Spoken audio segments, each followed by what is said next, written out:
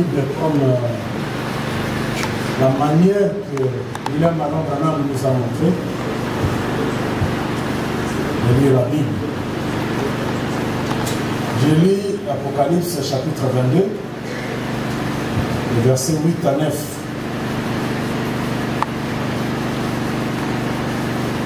C'est moi, Jean, qui ai attendu et vu ces choses. Et quand j'y attendis et vis, j'ai tombé aux pieds de l'ange qui me les montrait pour l'adorer. Mais il me dit, garde-toi de le faire. Amen. Je suis ton compagnon de service. Amen.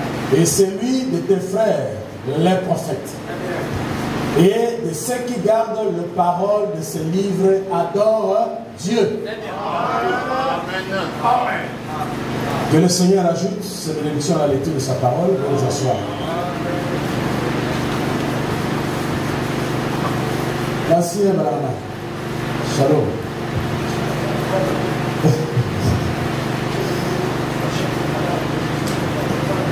Par la grâce de Dieu, je vais te dire. Alors, nous sommes ici à la conférence des ministres. Je voulais commencer pour dire à tous ceux qui croient en William Manon Branham, comme prophète, comme Dieu, comme ce que vous croyez tous ici, je pense que ce qui nous unit ici, c'est le principe de la parole. Jésus, à son temps, quand il entrait dans le temple, il discutait ou faisait le débat avec le docteur de la loi, pas avec son opinion. Non. Il faisait le débat avec tous ces gens-là sur base des prophéties qui devaient être rendues claires à son jour. Et quand nous quittons nos occupations, il y a le pasteur qui devait consacrer le mariage et tout ça, tout ça. Et tous nous sommes dit non, en tout cas, ramenons tous les programmes de samedi ultérieurement. Parce que il s'agit d'amener ce que tu crois pour essayer de rectifier pendant qu'il y a de l'échafaudage ici, pour voir comment tu vas marcher. Je ne pense pas qu'en dehors de ce que Frère Branham nous a dit, selon ce qu'il a dit que quand le 7e sceau sera révélé, rien ne sera caché. Rien. Mais le même Frère Branham dit, dans plusieurs prédications, il dit, restez dans ces écritures. N'abandonnez jamais ces écritures pour quoi que ce soit.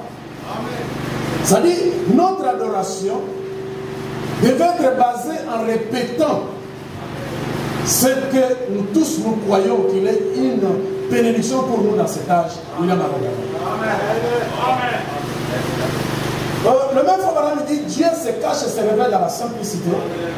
Au paragraphe 106, il dit, répétez ce que disent les bandes. Je pense que personne n'a reçu le droit de dire autre chose. Même si Branham dit où la vérité se trouve entre les lignes.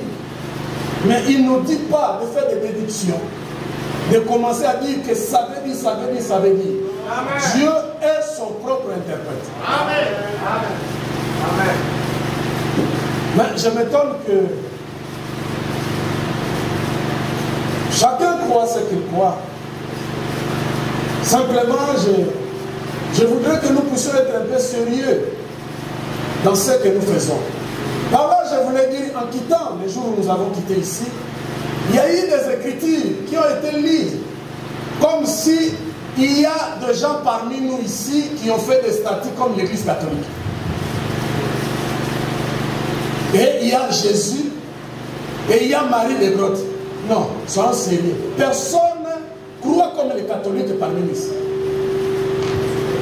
Mais les citations qui ont été liées ce jour-là, c'est comme si nous qui gardons le nom de Jésus, dans l'adoration, nous sommes vraiment démodés. Comme l'intervenant qui avait parlé ces jours-là, je ne le vois pas. C'est un disciple des missionnaires d'Afrique. Il avait parlé du plan de la rédemption. Et il avait fait des déclarations que j'avais demandé, que donc le nom de Jésus était devenu comme Ichabod, s'il faut le dire, comme Foubanam disait. Et que l'adoration s'est déplacée. Et que cela n'est plus en Jésus. Jésus lui-même est venu comme un prophète. Et pourtant, Foubanam dit dans beaucoup de prédications de 1965 qu'il était le Dieu prophète. Le Dieu de tous les prophètes. C'est Foubanam qui le dit. J'ai préféré, avec les groupes qui me suivent, qui croient à mon ministère, de répéter que c'est que Frère Branham me dit. Je pense que je n'aurai pas de problème. Parce que c'est ce que Frère Branham me dit, répéter ce que disent les bandes. Vous savez, des fois, je ne comprenais pas cela. Mais un jour, excusez-moi pour faire ça comme une parenthèse, je faisais le débat avec les traducteurs de la voix de Dieu au bâtiment de la voix de Dieu à Jeffersonville. Je l'ai fait plusieurs fois avec eux. Mais j'ai fini par comprendre que même les traductions qui se font même à la voix de Dieu a aussi des manquements. Parce que c'est l'œuvre elle-même. Frère Joseph, je croyais que c'était Frère Joseph qui traduisait, qui faisait tout. Mais quand je suis entré dans le groupe VGR pour être missionnaire, j'ai trouvé que chacun fait sa traduction. Et quand ça arrive, on commence à voir maintenant ce qu'il faut retenir. Alors j'ai compris qu'en tout cas, il faut rester dans la voie. Il faut rester dans la voie du prophète William Aaron Branham. Là, il n'y a pas d'erreur. Et à chaque fois que je suis troublé dans les traductions, je retourne lui écouter en anglais. Parce que je parle anglais chaque jour de ma vie. Et quand je l'écoute, je comprends que telle brochure n'est pas bien traduite. L'original. Les traductions ici, des fois, nous ennuient. Ma façon de voir les choses, avant que je commence à lire, est celle-ci. Je crois que Jésus-Christ est un Dieu éternel. Amen.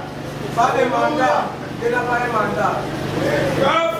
J'étais en train de chercher là au Frère Branham parce que nous avions lu des années et des années. Plus de 30 ans, on lit.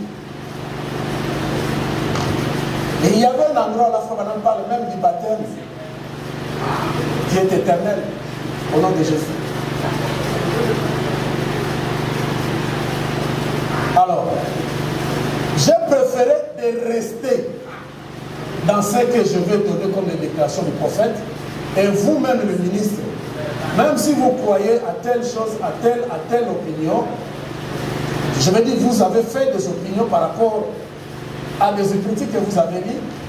Vous pouvez aussi prendre celle-ci que nous allons donner et aller méditer avec, essayer de faire marier le docteur, apôtre, quoi que ce soit, essayer de marier aussi avec ce que vous avez.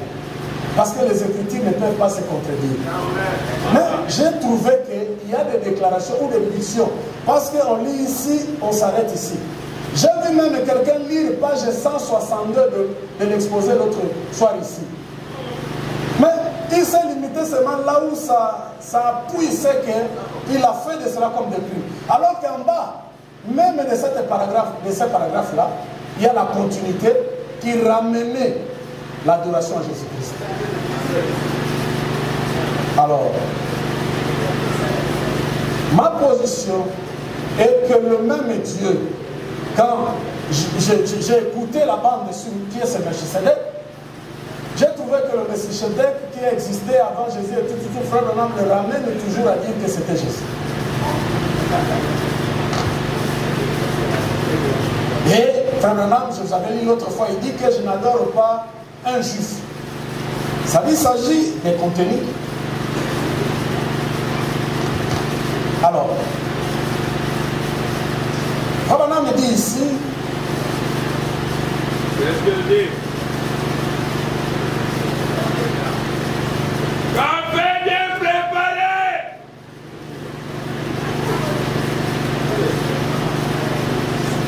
l'enfant qui me fait le PDF ne m'a pas mis le titre de la musique.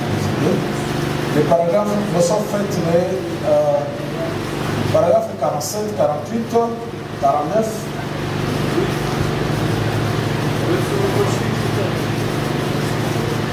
Je pense que c'est la version de Yana, mais il fallait préciser la date. Je vais vous donner. Je lis pendant qu'on m'amène la date et puis je complète ça. Ok? Le paragraphe 47, ça doit être un lieu d'adoration, mais je dois vous préciser la date. L'œuvre humaine a toujours des imperfections. Ils ont oublié de mettre les titres. Je les ai donné les brochures avec les titres. C'est l'enfant là qui travaille pour moi. Il a omis de mettre les titres et la date. Nous, paragraphe 47, 48, 49. Nous pouvons être en désaccord sur des credos. Nous pouvons être en désaccord sur des théories humaines. Vous pouvez aller à une église méthodiste et tout ça. Les lieux d'adoration que Dieu a choisi du 20 février 65.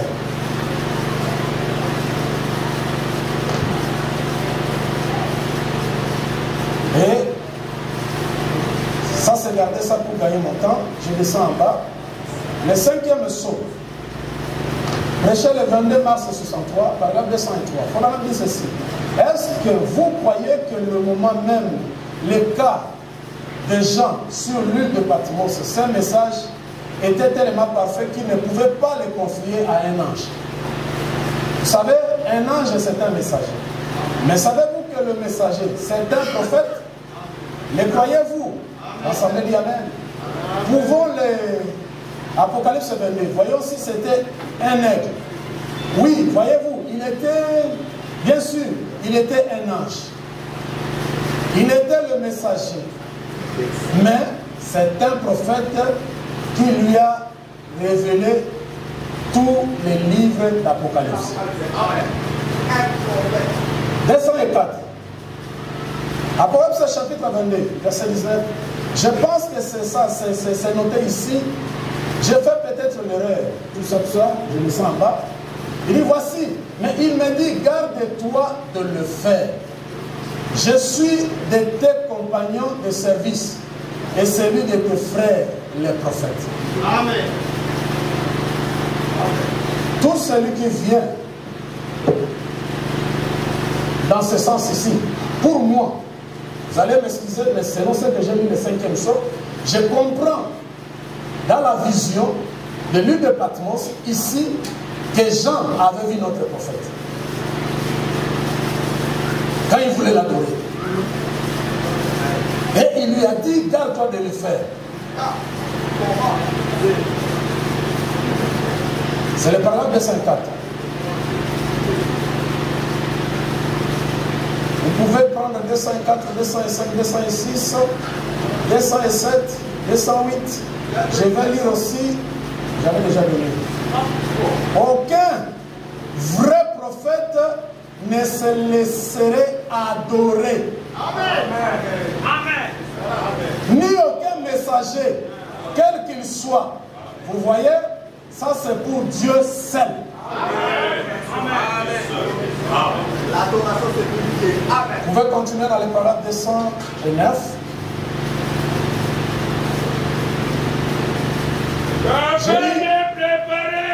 Je dis ici que là où Dieu a mis son nom pour, je vais d'abord dire le nom qui adorer, il faut adorer le Seigneur Jésus-Christ. Okay? Il faut adorer le Seigneur Jésus-Christ. Et quand c'est que je vais entrer, je vais dire quelque chose ici. Café bien préparé.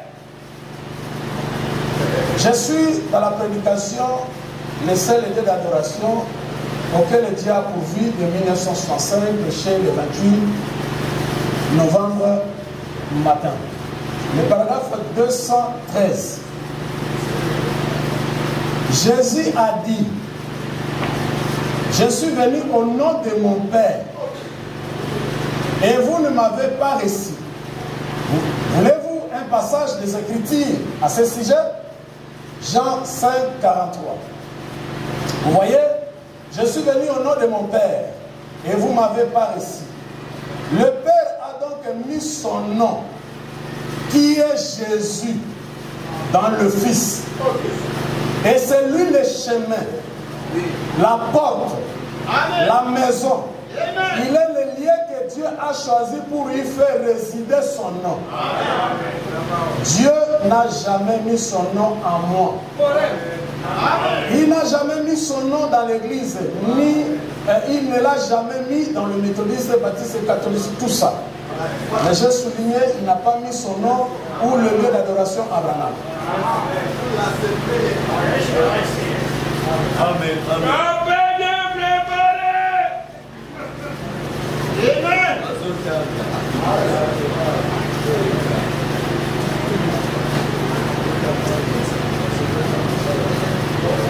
Quand est-ce qu'il faut adorer le temps d'adoration?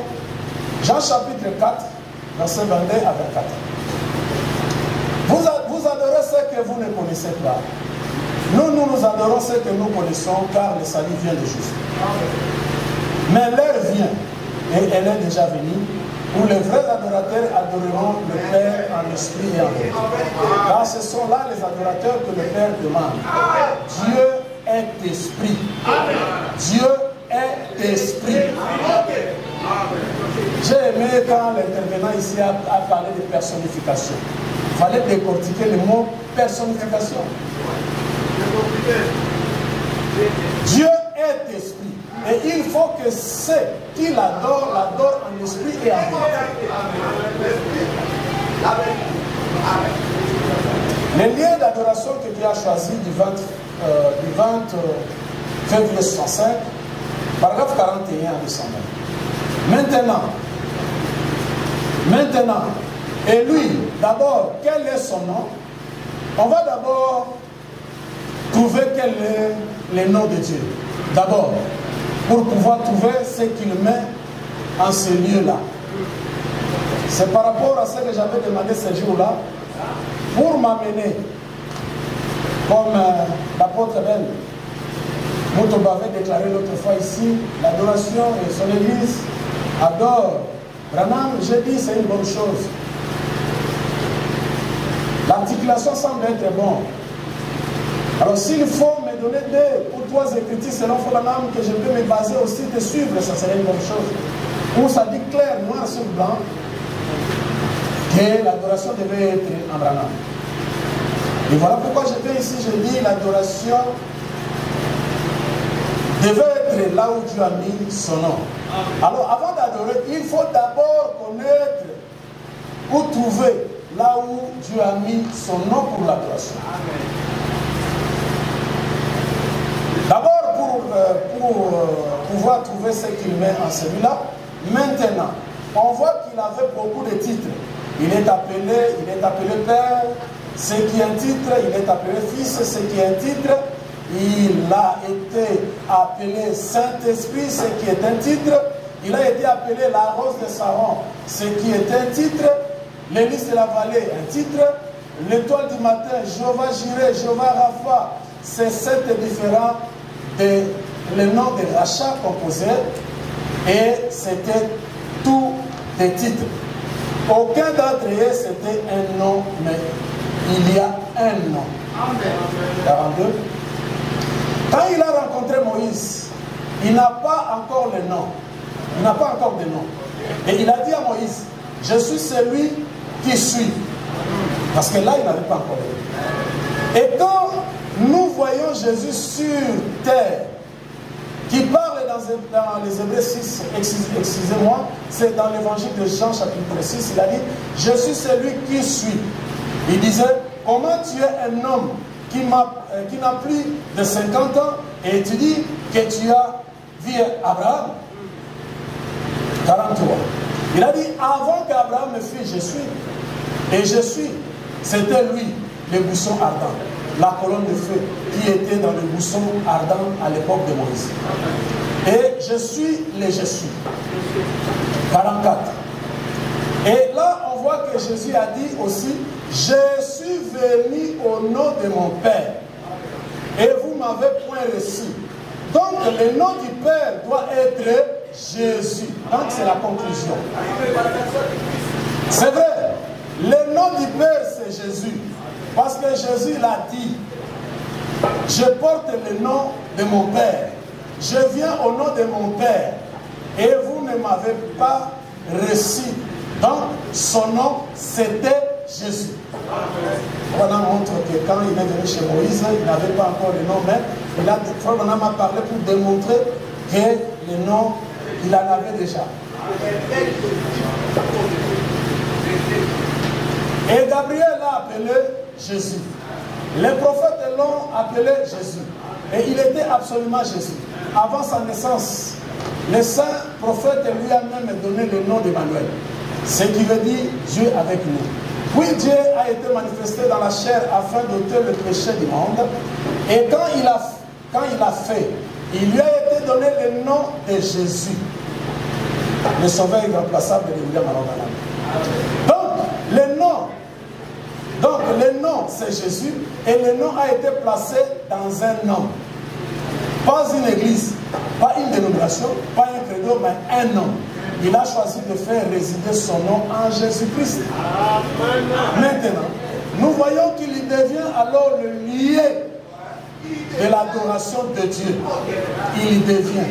Pas il était devenu, il devient. Où vous l'adorez, c'est-à-dire, c'est ce qui se fait, une action continuelle. Nous adorons en et en.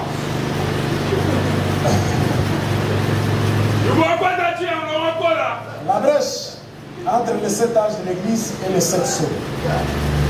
Prêché le 17 evening au mois de mars 63. Partie du paragraphe 39. Or, il est écrit de façon mystérieuse parce qu'aucun homme, nulle part ne le connaît. Dieu seul. Jésus-Christ. Dieu seul, virgule, Jésus-Christ. Parce que je vais vous souligner lexique là-bas. Dieu nous a permis quand même d'étudier là-dessus. Vous voyez?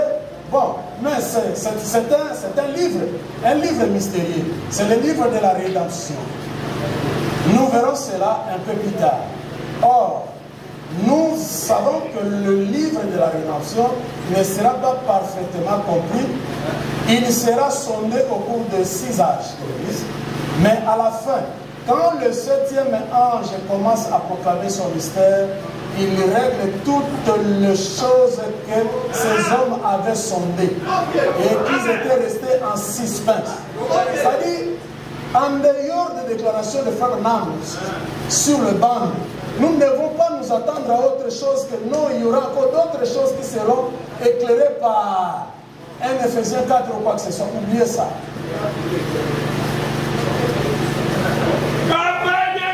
Et les mystères descendent d'auprès de Dieu en tant que la parole de Dieu.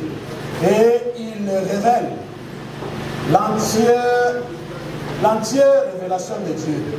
Alors, la divinité et tout le reste, c'est réglé. Tous les mystères, la semence du serpent et tout le reste doivent être réglés. 40. Maintenant, vous voyez, je ne suis pas en train d'inventer ça. Ça, c'est un prophète. C'est ainsi dit le Seigneur. Comme on me dit, lui disait, le Seigneur lui disait en vérité, Et les prophètes, ils disent ainsi dit le Seigneur. Et Branham me dit, je ne suis pas en train d'inventer ainsi dit le Seigneur. Je vais vous le lire dans ce livre.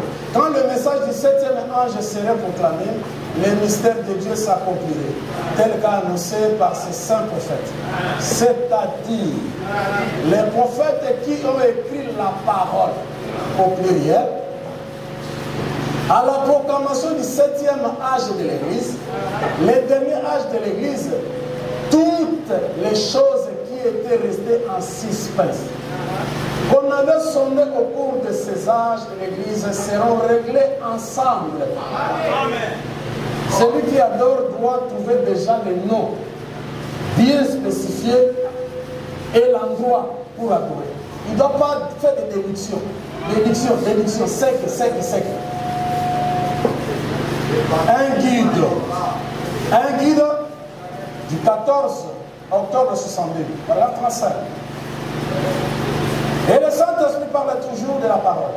J'ai beaucoup de choses à vous dire. Vous ne pouvez pas les comprendre maintenant. Mais quand il sera venu, il vous guidera vers elle. Au pluriel. Voilà pourquoi il y a eu les sceaux. À la fin du 7e sceau, le mystère de Dieu s'accomplirait. Savoir qui Dieu est. Ce qu'il est, comment il vit, sa nature, son être.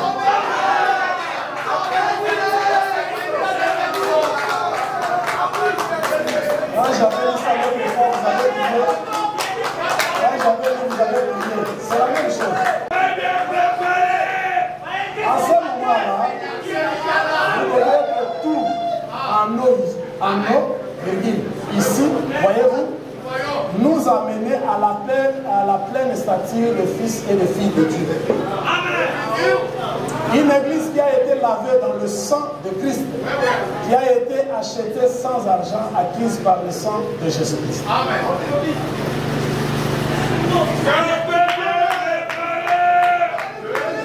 D'ailleurs, Frère Branham me dit, Dieu ne change pas sa nature, il reste esprit. Mais Dieu change de masque comme moi. Dieu était en Moïse. Alors, vous avez adoré, vous avez eu aussi le temps d'adorer Moïse. Les gens ont adoré Moïse.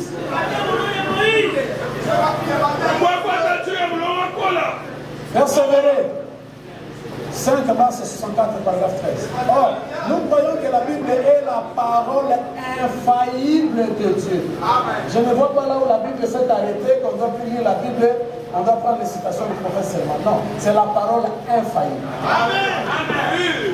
Nous croyons qu'elle est l'entière révélation de Jésus-Christ, qui se révèle dans l'Ancien Testament par les prophètes. Dieu qui s'est fait connaître à travers son Fils, Jésus-Christ. Et en lui, la plénitude de la divinité habitait corporelle. Il a été crucifié pour nos péchés. Il est mort. Il a été enterré, il est ressuscité le 3e jour.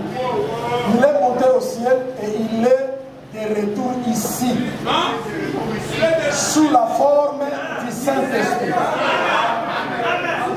Dieu qui habite autrefois, Dieu au-dessus de nous, en Christ, Dieu avec nous, maintenant Dieu en nous. Dieu en nous. Je vais faire la seule fois quelque part. Pendant que je parle ici, cette colonne de fête est en train de sortir de ma bouche et cela entre à vous pour changer vos membres.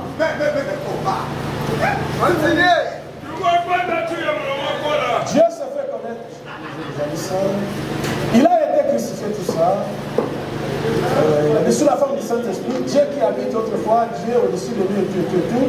C'est Dieu qui retourne dans l'homme pour adorer, être adoré à travers l'homme.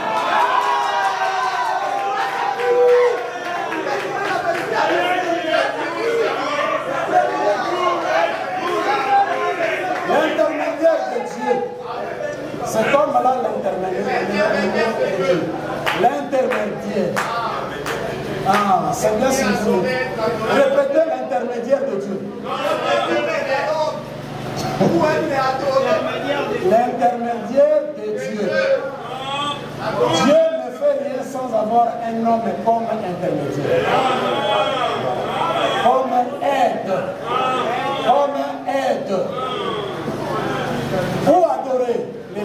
restauration, c'est en Jésus-Christ. Vous écrivez Deutéronome 16, 1 à 3. Je vais insister sur le verset 2. Tu sacrifieras. Chers serviteurs de Dieu, nous vous rappelons que nous sommes dans la réunion de ministres. Et dans la réunion de ministres, nous avons besoin d'écouter ce qu'on lit, d'écouter ce qu'on déclare, parce qu'il y aura un moment de débat. Alors, nous ne vous interdisons pas de vous réjouir, mais nous sommes dans la réunion de ministres, ne dérangez pas l'orateur. C'est l'apôtre. Il a l'onction apostolique. Appel bien préparé. Très poli. Alors, il veut que tout le monde soit poli. Vous savez, les jeunes gens dans les ministères, il faut faire très attention. Quand on a commencé, on avait cet espoir, on fait des bruits. Mais à un certain moment, on a commencé à s'asseoir et faire entrer les choses sérieusement. Il faut qu'on en parle de tout ça. Les âges, tout ça, jusqu'à 35 ans, et ainsi de suite. C'est ce que je comprends en fait. Mais quand tu es mature, tu resteras calme. Parce que si tu as ton temps de faire quelque chose, tu le feras. Voilà que tu as fait que l'apôtre puisse prendre 2 minutes, alors je ramène 2 minutes. C'était quelqu'un de l'ordre, je pense qu'il ne peut pas réfléchir. Le verset 2 de Deutéronome 16 dit: tu sacrifieras la Pâque à l'Éternel ton Dieu, des victimes de menus et de gros bétail, dans le lieu que l'Éternel choisira pour lui faire résider son nom. Pendant la fête, bon, j'avais dit. Écrivez aussi. Écrivez.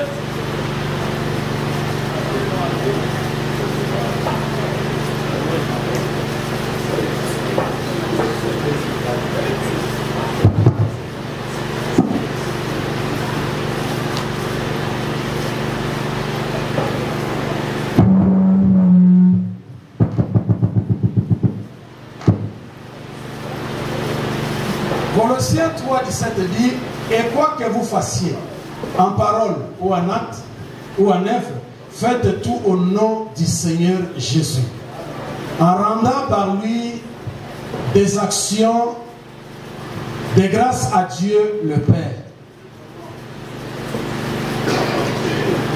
Le lieu d'adoration que Dieu a choisi du 20 février 65, 58.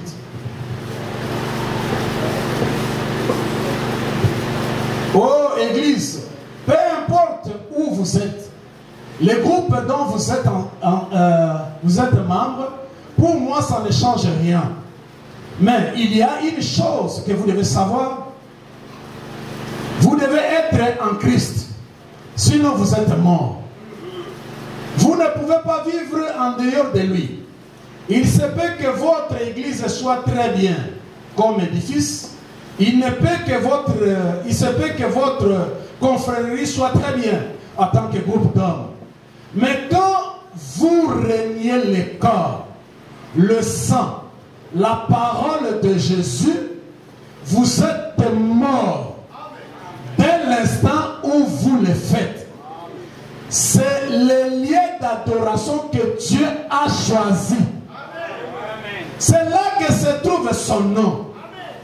Exactement, point. C'est là qu'il a choisi de mettre son nom. Pas dans l'église, mais dans le Fils Jésus-Christ. 59. Remarquez, il n'y a de sécurité que dans ces lieux de son choix.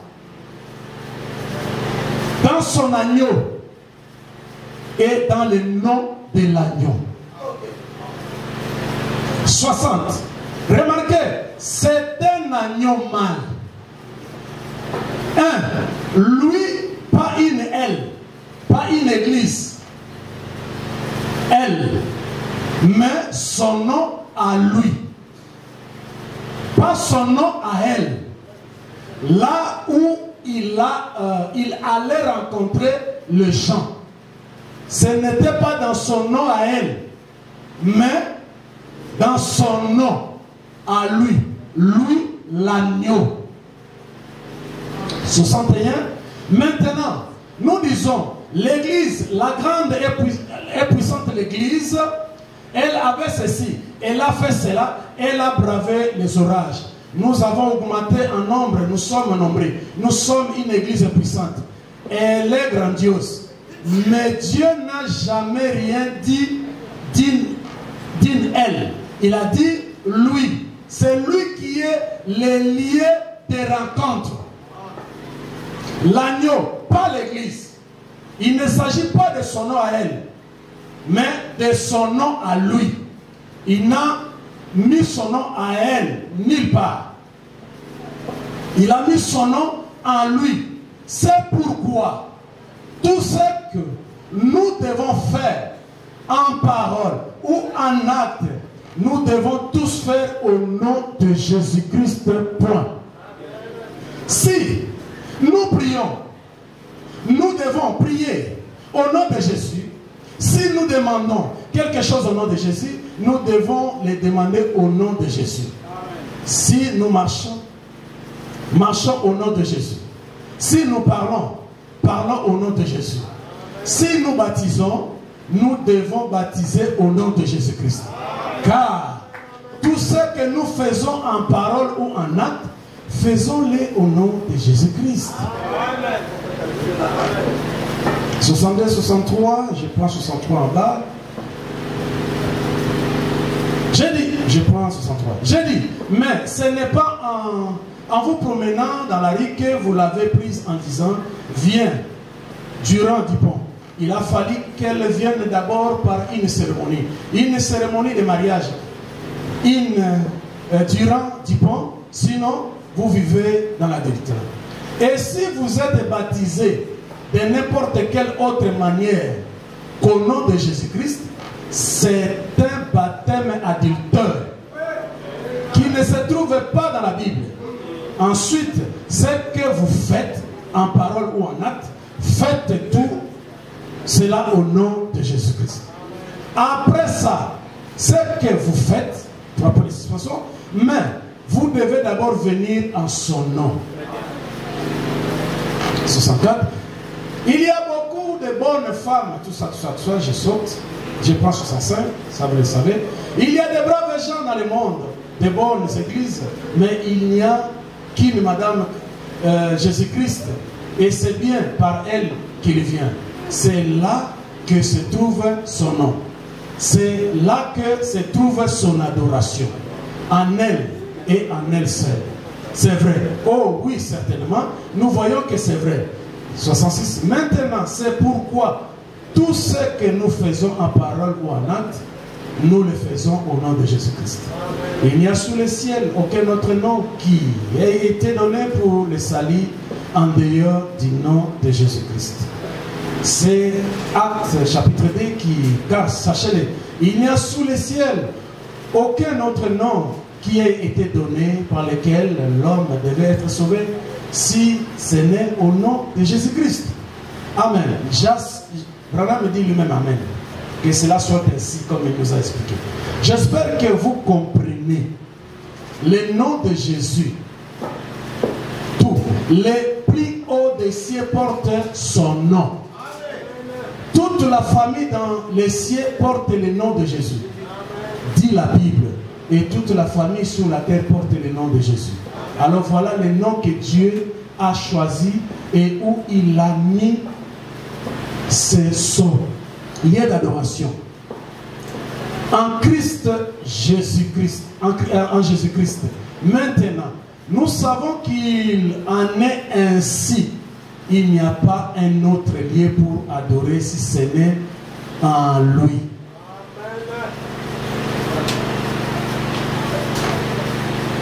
67.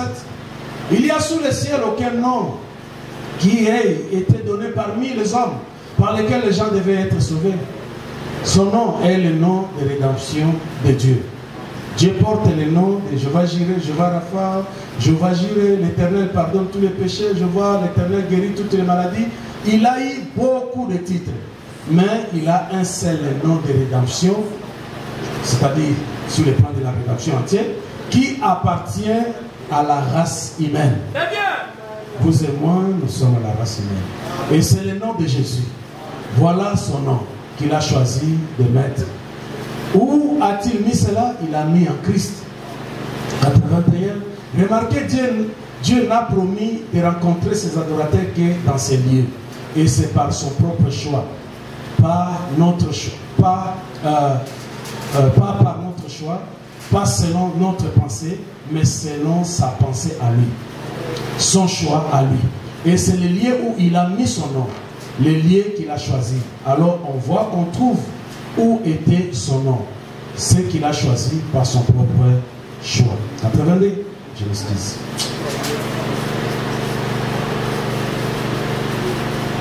Maintenant qu'on a trouvé le lieu où il a mis son nom, c'est-à-dire Jésus-Christ, et il n'y a aucun autre lieu, ni autre nom. En êtes-vous content? Je devais terminer à 45, tu m'as pris une minute, c'est 46, je sais. À chaque moment, je respecte. Je suis un apôtre, je vais veiller à ça. On ne peut jamais terminer la parole et l'exposer au jour. On continuera toujours.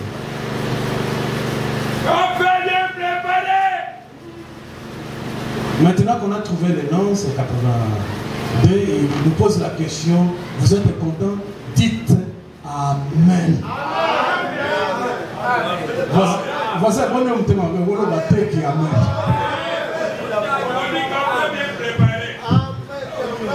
Là, ça me dit Amen. Maintenant, ce qu'il y a, c'est que si on découvre où se trouvent ces lieux, les lieux d'adoration, n'est à cette nulle part, si ce n'est en Christ. Vous pouvez vous repentir, vous pouvez faire ça, mais vous n'adorez pas encore. Vous demandez le pardon. Pierre, je saute même là.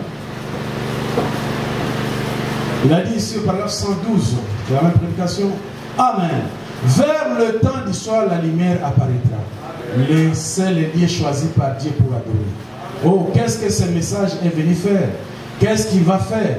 Et en son jour, au temps du soir, la lumière apparaîtra. Et quoi? Pour accueillir ses enfants qui rentrent à la maison, dans la véritable terre promise, par le même signe de la colonne de feu qui a conduit les enfants d'Israël à travers le désert.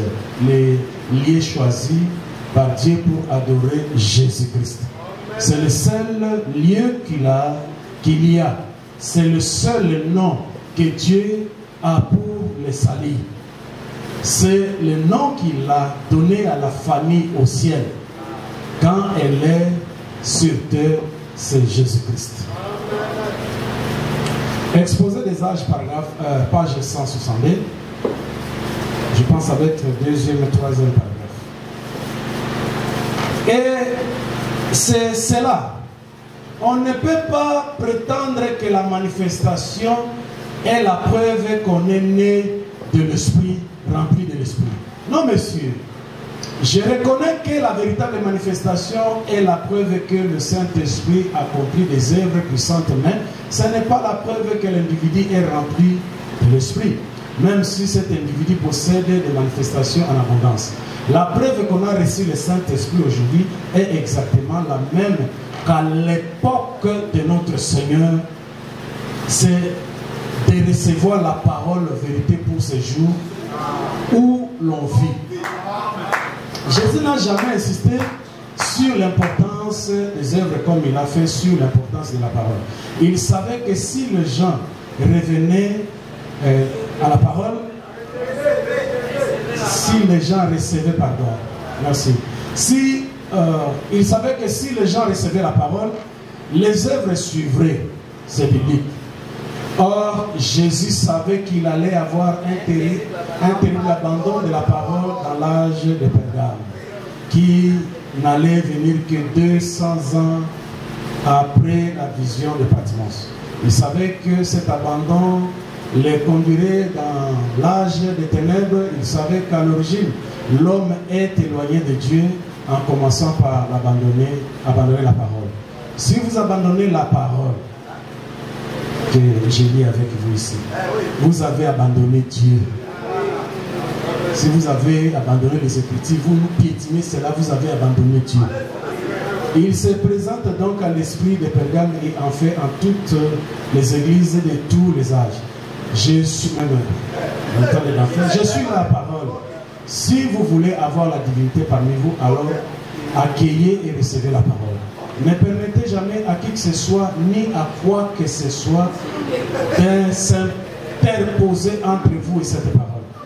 Ce que je vous donne ici, la parole est une révélation de moi-même. Je suis la parole. Souvenez-vous-en. Je me demande si nous sommes suffisamment impressionnés par la présence de la parole au milieu de nous. Il me pensait, pasteur vous a dit d'être calme, monsieur. Frère, soyez calme.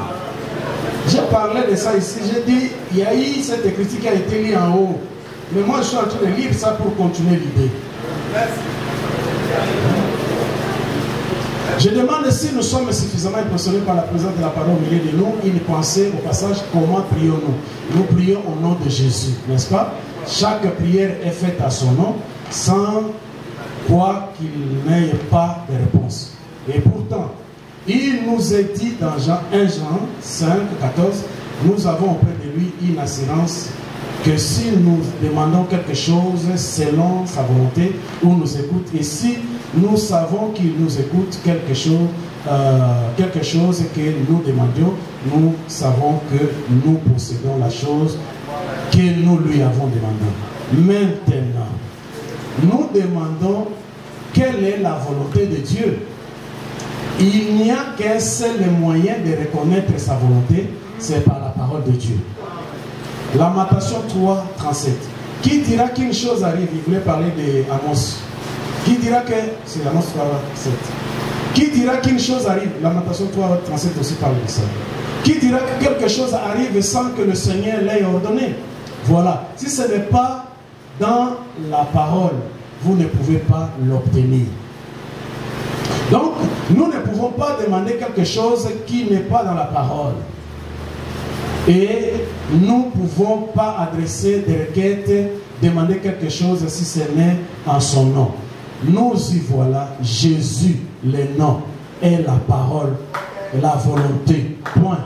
On ne peut pas séparer Dieu et sa parole. Ils sont un. Frères et sœurs, je crois comme nous tous, parce que les vertébrés de la parole ou les amoureux de la parole, je crois que c'est vous qui êtes ici. Parce qu'il y a des gens, quand ils apprennent qu'il y a un endroit où il y a le débat de Branham, Dieu et tout ça, ils fouillent. Mais le fait que nous sommes ensemble ici, je vous encourage. Je crois aussi que nous sommes arrivés à un point de la révélation de la parole. J'ai toujours cru que la parole de Dieu, comme l'enseignement de Jésus, vient au prophète. Et que le prophète s'identifie à la parole qu'il amène. Mais cela ne fait pas que la parole qui est manifestée doit être le seul lieu d'adoration. Non. Vous voyez? Sinon, chaque âge, on aura donc le nombre de lieux d'adoration. Alors que Dieu parle ici au singulier, comme vous avez insisté. Il a commencé par des âges là pour monter. Au ciel, sur la terre, le nom de baptême, là où il a mis son nom, c'est si clair, c'est en Jésus. Et Frère Branham dit que nous ne devons pas accepter que personne puisse interposer avec cette écriture. Ça veut dire que notre adoration ne doit pas être des déductions. Ça doit être noir sur blanc. Nous devons rester dans ce qu'il nous a déjà donné. Pas aller penser. Parce qu'il a dit ça, penser. Parce qu'il a dit mot, mot veut dire non. Non, non. Selon moi, je suis humble. Si j'ai trouvé que le nom est en Joseph Branham, il y a des écritures pour l'adorer, je vais faire ça. Parce que c'est la parole. Mais ça ne doit pas sortir de quelqu'un aujourd'hui. Le message pour l'épouse, ça a été déjà donné, un point c'est tout. Il n'y a pas à doser encore quelque chose au-dessus. On doit rester uniquement dans ce qui est donné. Et s'il avait dit qu'il a mis ce nom-là, ce lieu d'adoration en lui, comme je lis dans le paragraphe 213, je le ferai si calmement. Voyez, Dieu s'est manifesté au cours des âges, de plusieurs manières et de plusieurs façons. Mais le nom qui est donné, éternel, pour le salut éternel, reste le nom de Jésus. Je ne refuse pas la manifestation, la révélation. Prenez aussi page 318 d'exposé, aussi 320 parce que mon temps est écoulé. Vous verrez que peu importe la manifestation de Dieu dans le prophète de Malachie 4, lui-même a dit, cela ne fait pas de lui Dieu. Alors, oui, je sais que c'est épuisé.